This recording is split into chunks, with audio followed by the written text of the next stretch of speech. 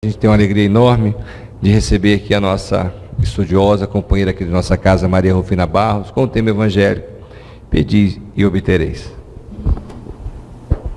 Boa noite a todos. A terça-feira sempre é um dia corrido, né? Todo mundo corre do trabalho.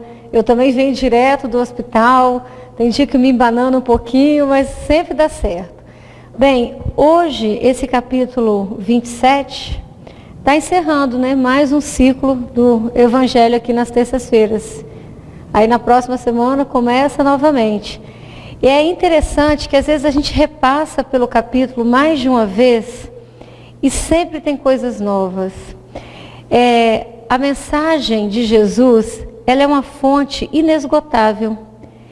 Nós que fazemos palestras, a gente estuda o capítulo, estuda a parábola, estuda o versículo. Na semana seguinte, vem outro colega, outro companheiro de ideal espírita, expõe o mesmo versículo com uma abordagem completamente diferente. Aí a gente pensa, quantas nós poderíamos fazer? Parece que é infinito. É impressionante, é uma fonte inesgotável de bênçãos, de conhecimento.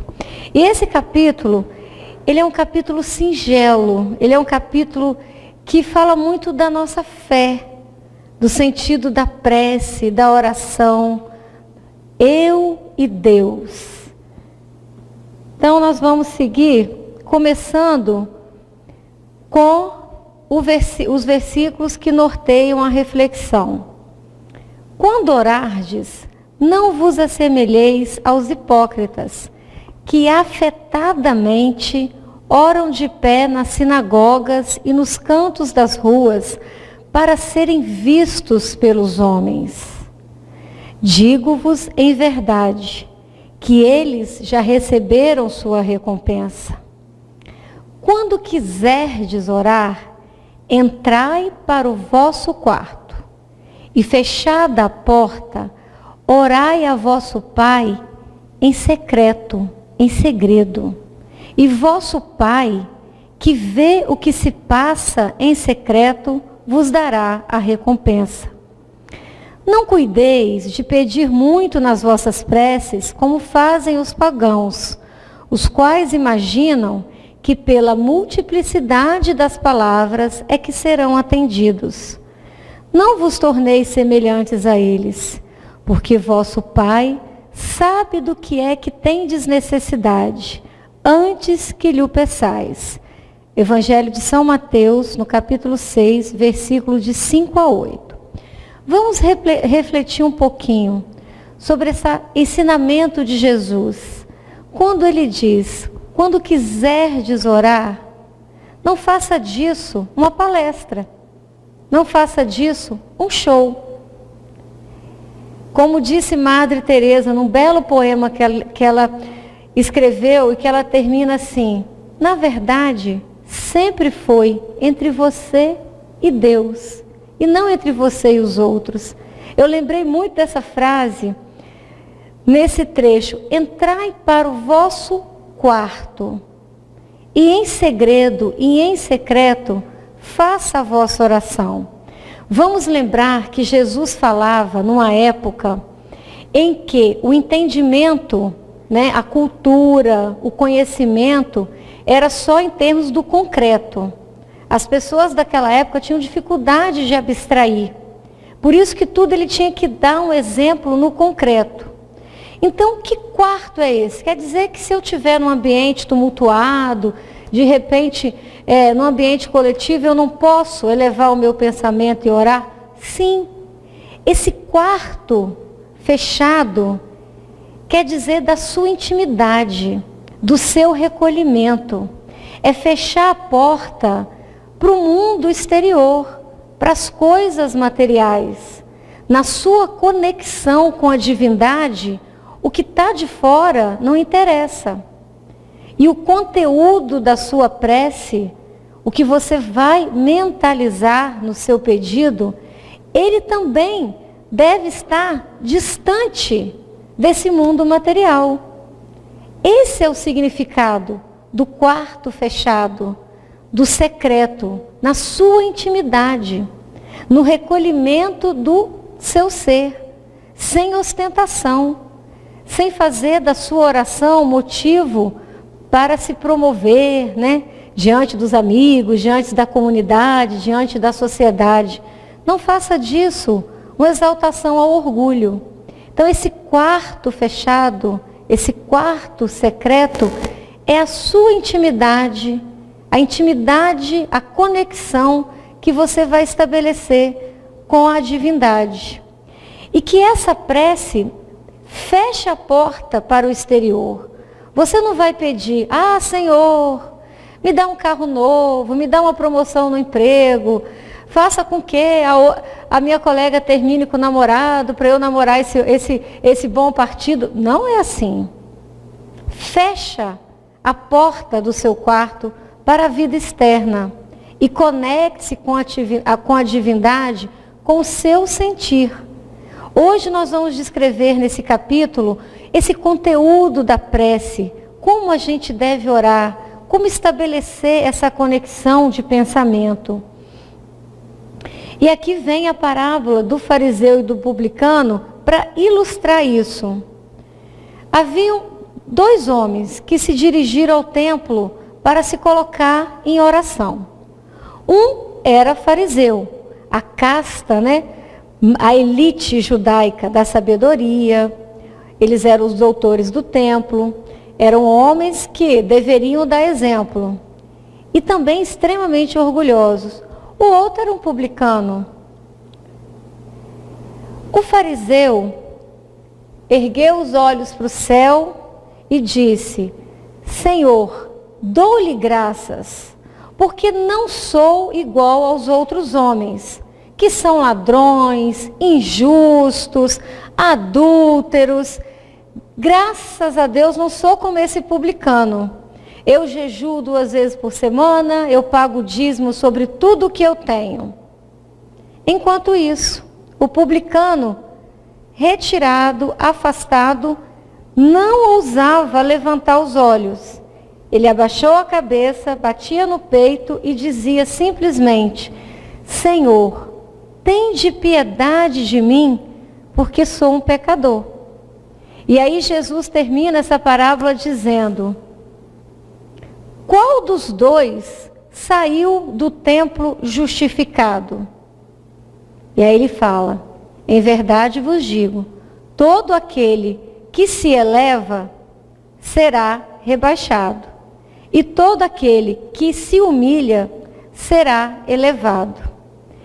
Na época de Jesus, existia na cultura farisaica a questão do homem justo. Então, para você ser justificado, existiam várias normas de conduta que você deveria seguir. Igual no nosso capítulo lá, que seja perfeitos, que fala no item 3 do homem de bem, que deve seguir a caridade, ser justo, ser bom.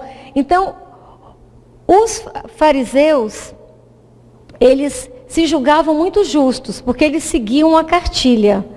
Mas eram também muito orgulhosos, muito orgulhosos. E aí vem os ensinamentos, nessa parábola, que quando nós formos orar, nós devemos ser como publicano, sermos humildes, ter consciência da nossa limitação, da nossa pequenez, e não orar cheio de orgulho, já se colocar diante de Deus, se achando, se engrandecendo, eu sou melhor que Ele. Porque nós também somos pecadores, todos nós temos as nossas limitações. Então, Kardec põe no parágrafo 4, não afeteis orar muito, pois não é pela multiplicidade das palavras que sereis escutados, mas pela sinceridade delas. Não é pela beleza, não é pela oratória, não é pela linguagem perfeita, não é pelo encadeamento de ideias, não é pela oração poética, não é, mas é pela sinceridade. Poucas palavras vindas do coração têm muito mais sentido do que uma prece, às vezes linda, lida com os lábios, mas sem encontrar ressonância no coração. Então vamos falar um pouquinho da eficácia da prece. Realmente tem efeito? A prece, ela modifica. Interessante que na Escola Paulista de Medicina existe atualmente uma disciplina Medicina e Espiritualidade. E foi feito um estudo entre aqueles pacientes que eram extremamente religiosos e que rezavam e recebiam visitas religiosas, recebiam preces e pediam preces, e o grupo que era ateu, que se isolava, que não recebia nenhuma visita fraterna, agnóstico. E eles conseguiram perceber que aquele grupo de pacientes que recebia prece, que se colocava numa atitude de orar, eles sempre tinham uma evolução da doença mais satisfatória. Mesmo as doenças incuráveis, elas seguiam um curso menos turbulento, menos sofrido, menos complicado.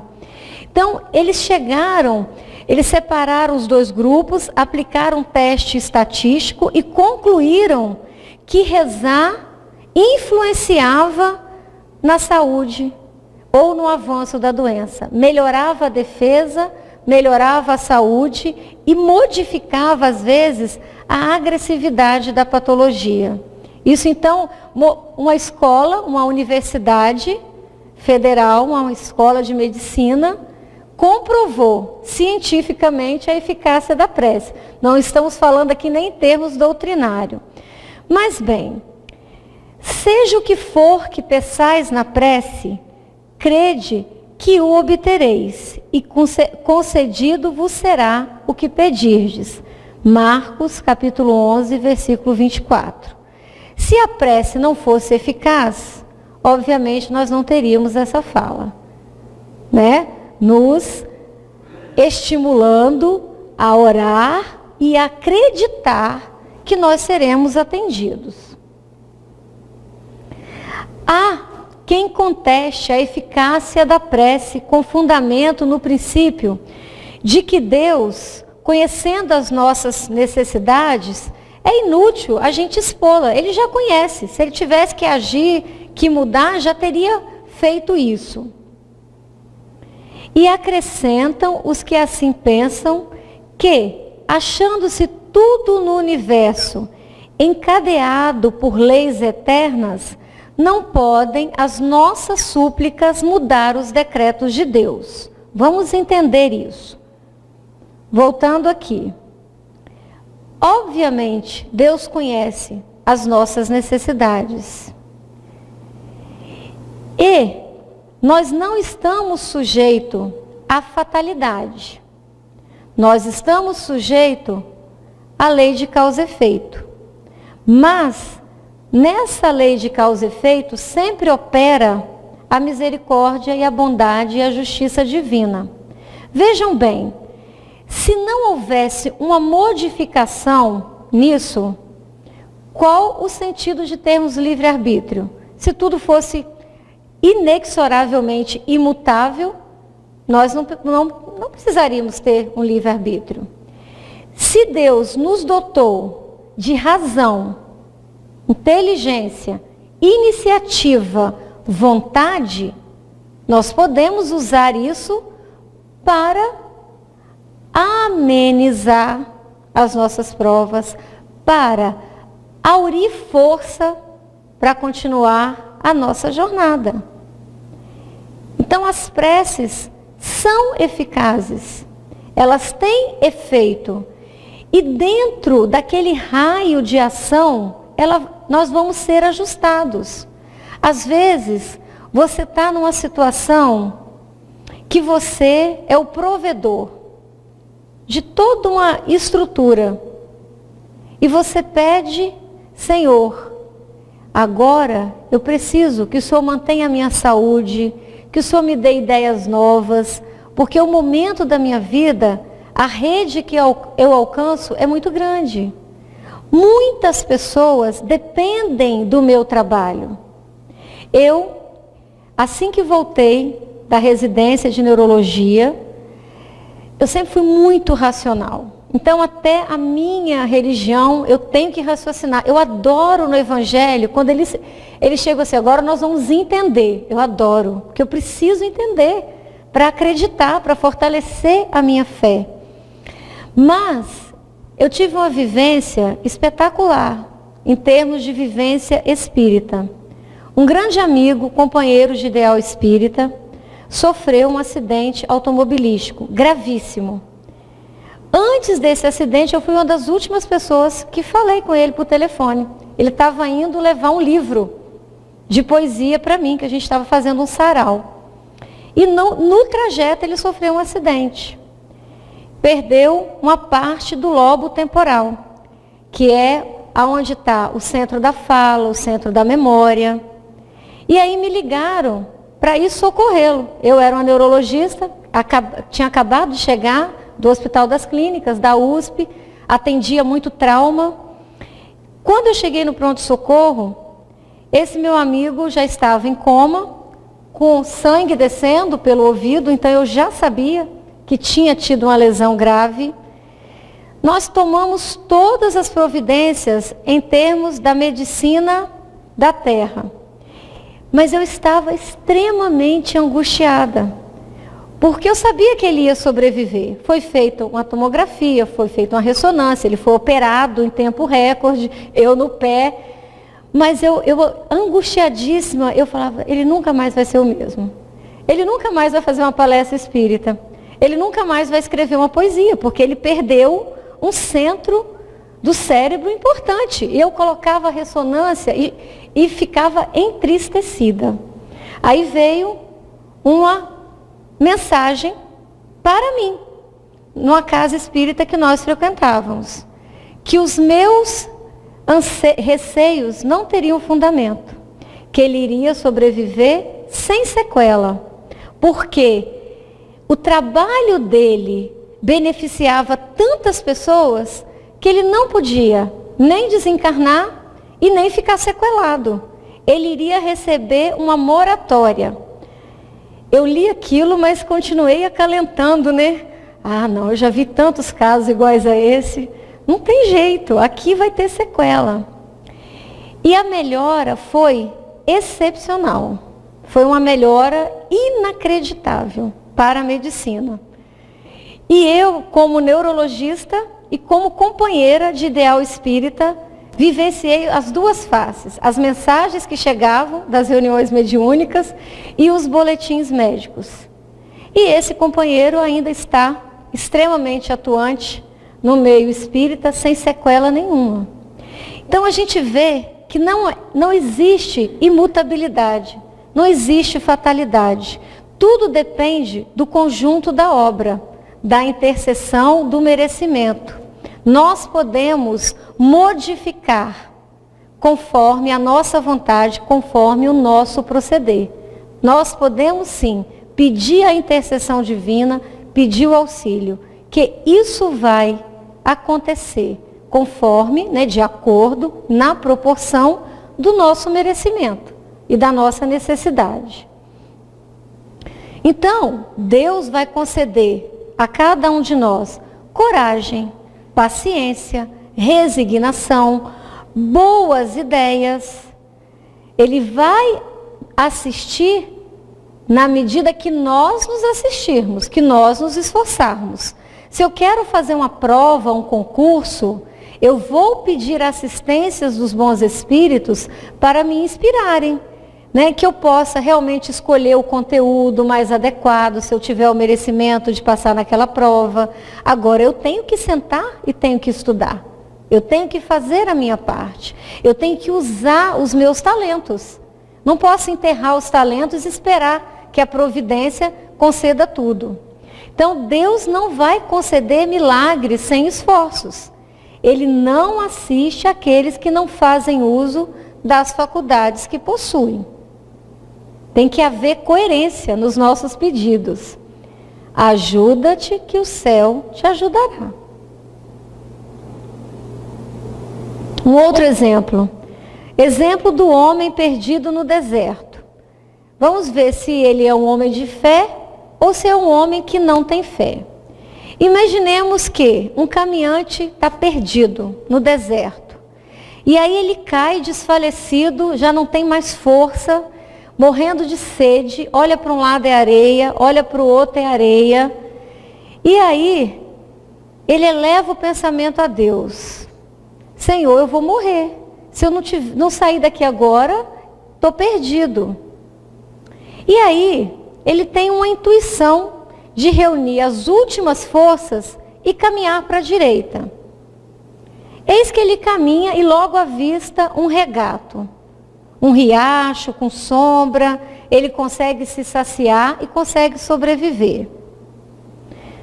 Então pensemos aqui, se ele é um homem de fé, poxa, obrigado Senhor, que o Senhor me inspirou e eu consegui encontrar o meu caminho. Se ele é um homem que não tem fé, nossa, ainda bem, que eu sou muito esperto, consegui sobreviver e sou duro na queda. Nem se conectou com Deus. Agora, por que Deus não mandou um anjo descer e dar água na boca dele? Poderia fazer isso, para provar que a providência age. Porque se o anjo descesse e desse a ele de beber, tiraria o mérito do aprendizado, do esforço, da resignação, de ter o esforço de levantar e ir, de acreditar. E outra coisa, de se submeter. Porque às vezes a gente precisa se submeter. Às vezes os apertos vêm, é para a gente aprender. É para a gente testar a resiliência, a resistência. Tem gente que não se submete. E apanha e não se submete. Poderia um anjo descer e saciar a sede? Poderia. Mas ele eliminaria o mérito. E ele também teria que submeter. Agora, ele tomou o caminho certo. A providência interviu.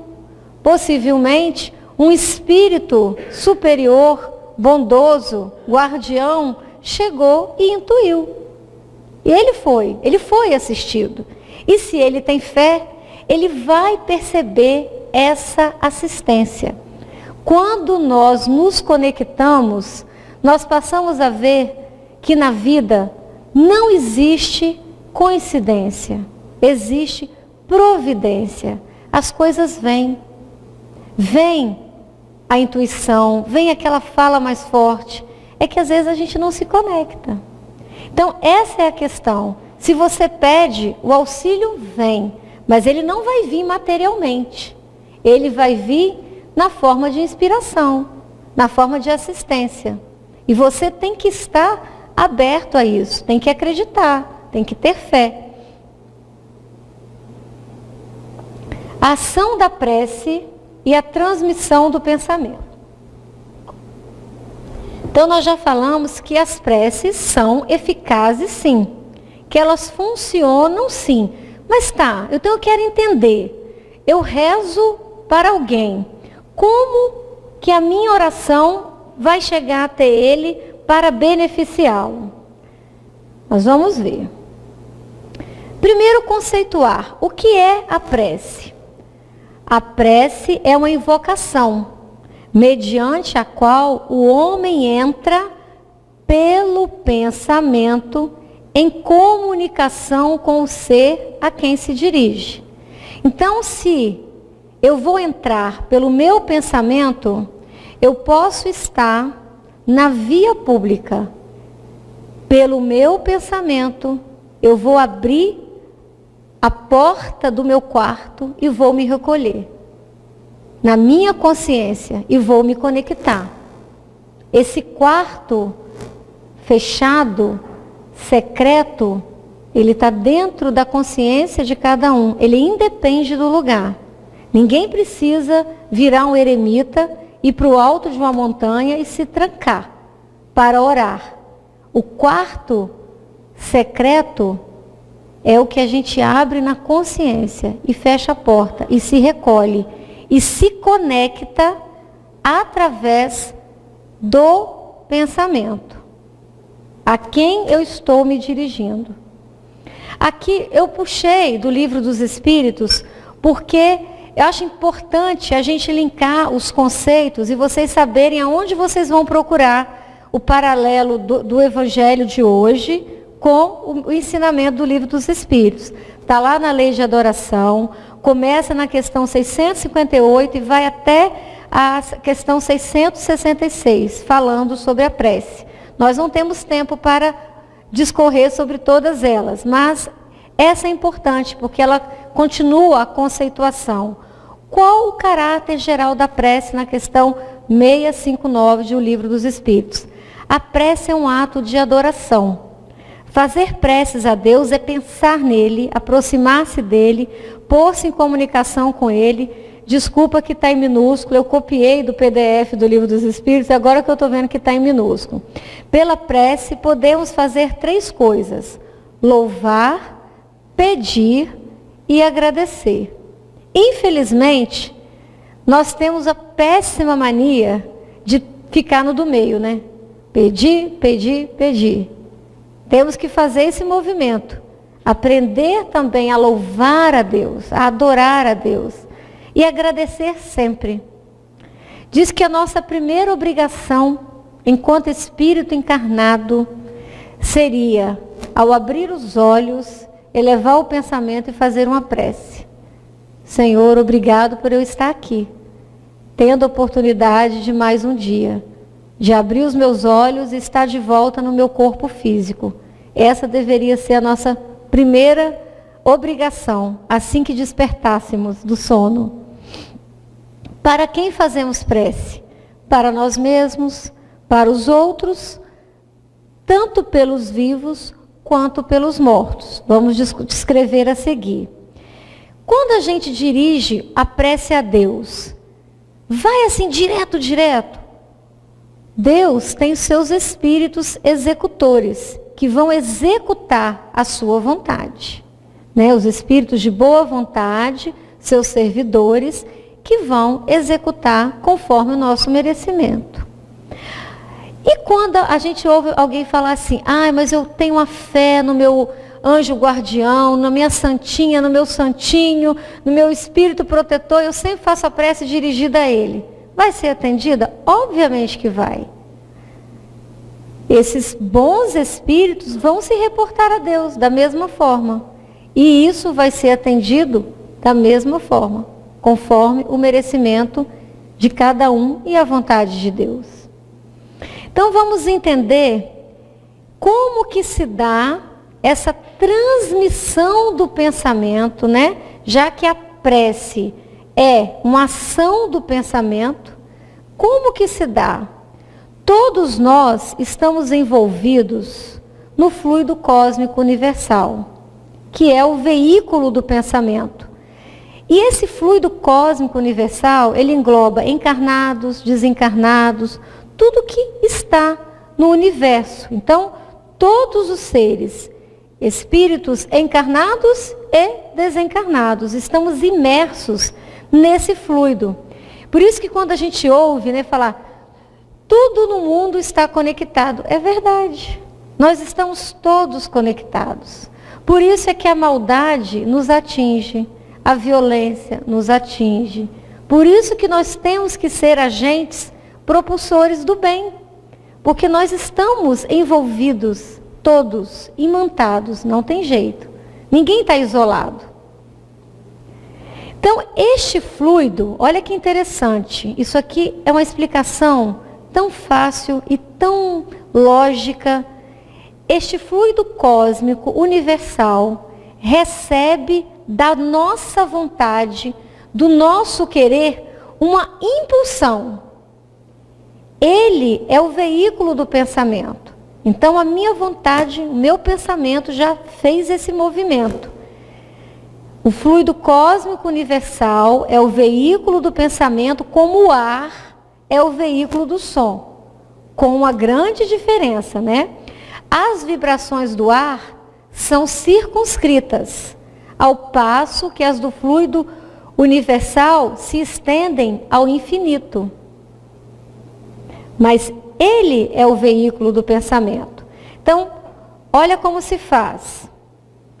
Alguém orou com uma força muito grande, pela vontade, esse pensamento se dirigiu e se fez uma corrente fluídica. E um espírito ou um irmão em condição de receber foi atingido por essa corrente fluídica. E aí, esse elo da corrente que está em condição de auxiliar, ele retorna o atendimento na forma de uma inspiração, na forma de um consolo, na forma de uma proposta de trabalho, na forma de um médico capacitado para aliviar o sofrimento.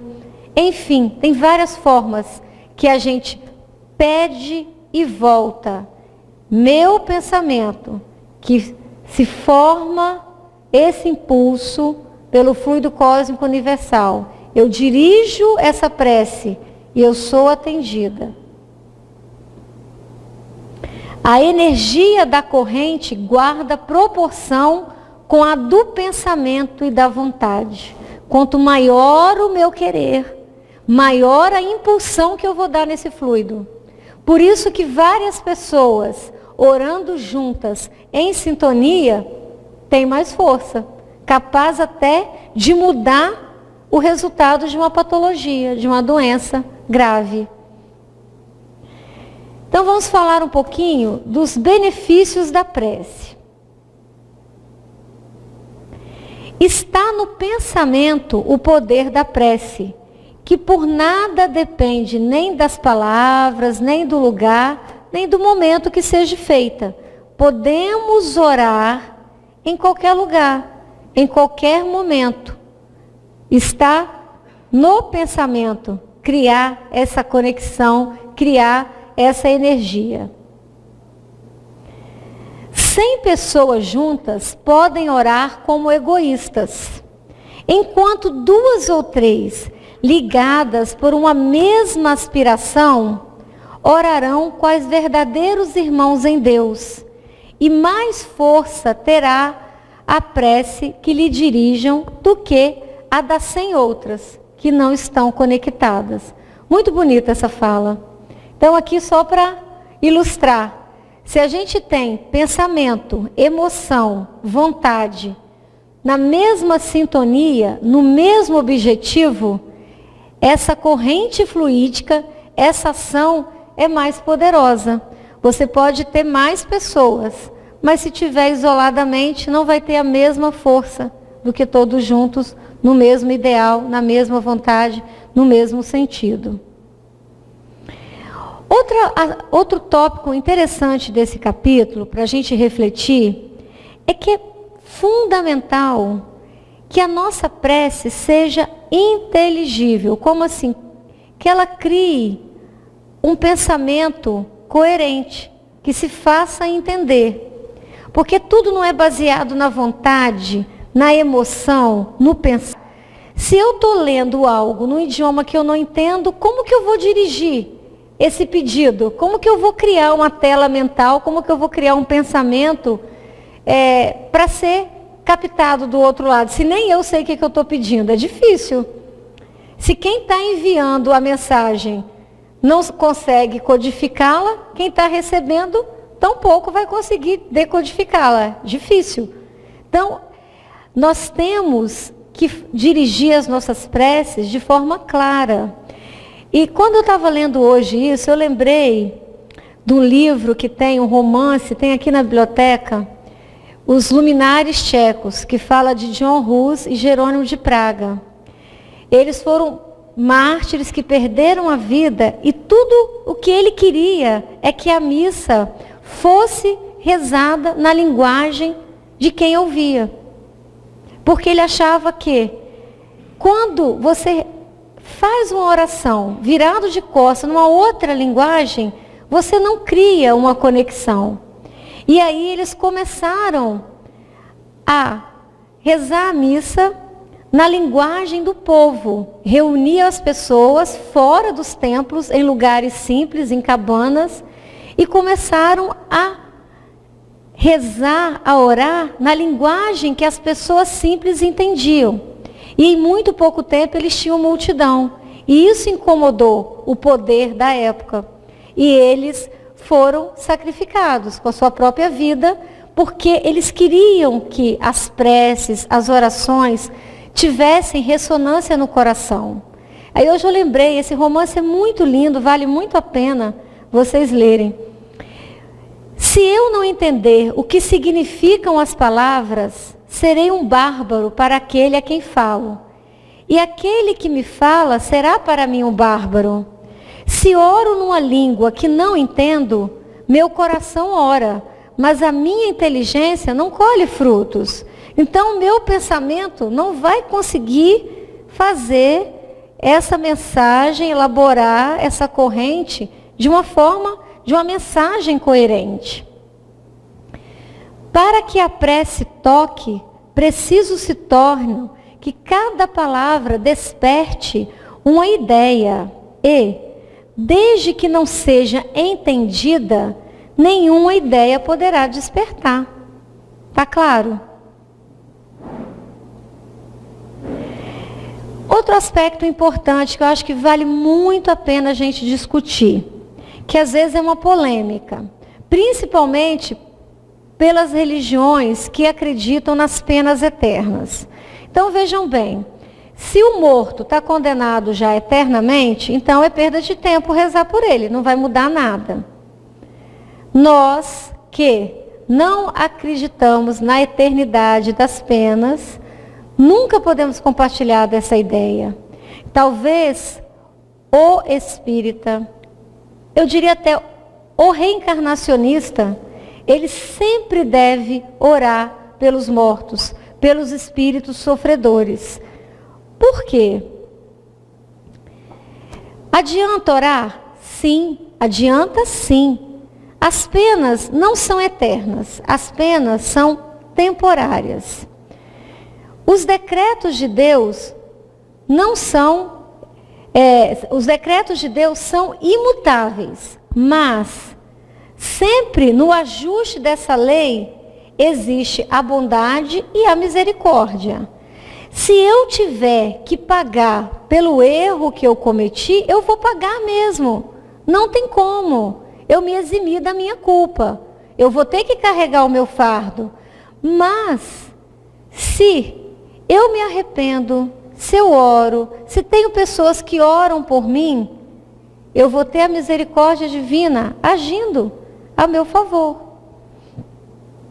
Então, a prece pelos espíritos sofredores. Por que a gente deve fazer? Por que é tão importante fazer? Porque consola. Às vezes, aquele espírito que está lá nas regiões umbralinas, se sentindo absolutamente só, chega para ele um bálsamo. Porque a gente não se conecta, não tem? Do receptor, aqui quem está emitindo para quem vai receber. Então, se eu coloco o meu pensamento na direção de um espírito sofredor, de alguém da minha afeição ou não, essa energia positiva vai alcançar. Isso pode tocá-lo no arrependimento, tocar no despertar da consciência e fazer com que mude até a condição psíquica daquele espírito. Que ele tenha condição, às vezes, de prosseguir na sua caminhada, de ser recolhido, de mudar a sua atitude mental, de se arrepender, de perdoar. Então, essa prece consola, encoraja, fortalece, né, os afasta de pensar no mal, porque ele está recebendo um fluido ali benéfico, uma energia boa, uma energia salutar, os leva ao arrependimento e os induz à reparação do mal. É muito importante, sim, orar pelos desencarnados, pelos espíritos sofredores. O que nós já dissemos aqui, o homem sofre sempre a consequência de suas faltas. Não tem como. Não há uma só infração à lei de Deus que fique sem a correspondente punição. Mas nós podemos dar consolo. Sabemos que a severidade do castigo é proporcionada à gravidade das faltas. Isso não padece dúvida. Porém, indeterminada é a duração do castigo. Não é eterna, é indeterminada para qualquer falta. E ela vai ficar subordinada ao arrependimento sincero do culpado e ao seu retorno à senda do bem. A pena vai durar tanto quanto a obstinação no mal. Seria perpétua essa pena se perpétua fosse a obstinação. Dura pouco se pronto é o arrependimento. Então, se as nossas preces podem auxiliar, no arrependimento, no despertar de bons sentimentos, nós devemos fazer. E é eficaz, sim, vale a pena, sim, orar pelos espíritos sofredores. Não estamos orando em vão, não vão ser preces perdidas. Tal é a lei, lei imutável, lei de causa e efeito. Você se comprometeu, você se endividou, você vai ter que pagar. Só que essa lei é imutável, mas ela é em conformidade com a bondade e com a justiça de Deus. É lindo, né? Quando a gente avalia isso dessa forma. A maneira de orar. A gente não tem uma receita. Cada um tem que descobrir. Sabe por quê? A portinha do quarto de cada um é diferente. O ambiente do quarto, da consciência de cada um é diferente. Diz que uma vez, um repórter foi entrevistar a Madre Teresa. Aí ela rezava, e ele queria saber o que ela tanto pedia para Deus. Aí o repórter lá perguntou: Madre, a senhora reza tanto, o que a senhora tanto pede para Deus? O que a senhora fala com Deus? Aí ela falou: meu filho, eu não falo nada, eu só escuto. Aí, repórter é insistente. Ele não se deu por satisfeito. Aí ele perguntou: a senhora só escuta? E o que ele fala para a senhora? Ele também não fala nada, ele só escuta. Então, às vezes, a oração, dependendo da sintonia, ela não precisa ter nem palavras. Vocês tiraram aqui antigamente tinha uma frasezinha que falava assim: o silêncio é uma prece. Às vezes, só a gente se recolher, no silêncio, na nossa quietude, já é uma prece. Então não se tem uma maneira pronta de orar que a gente possa ensinar. Cada um tem que identificar, exercitar e descobrir a sua. Como deve ser a prece do cristão? Especificamente a prece do cristão espírita. A vossa prece deve conter o pedido das graças de que necessitais. Mas de que necessitais em realidade? Aquilo que eu falei, é a gente pedir fechando a porta para o externo. Pedir o que a gente precisa de verdade, como Santo Agostinho ensinou. Senhor, me dê força, me dê coragem, me dê resignação. Inútil, portanto, pedir ao Senhor que vos abrevie as provas, que vos dê alegrias e riquezas. Rogai-lhe que vos conceda os bens mais preciosos da paciência, da resignação e da fé.